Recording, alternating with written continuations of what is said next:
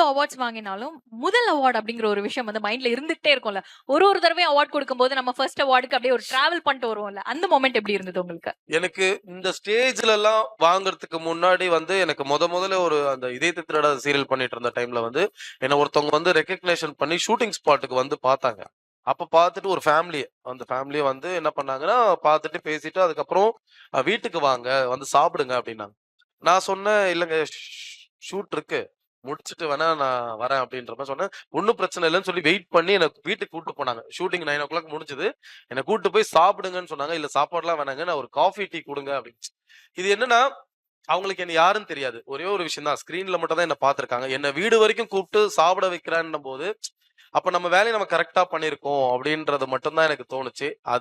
அதுதான் எனக்கு கிடைச்ச அவார்டுன்னு நான் நெனைக்கிறேன்.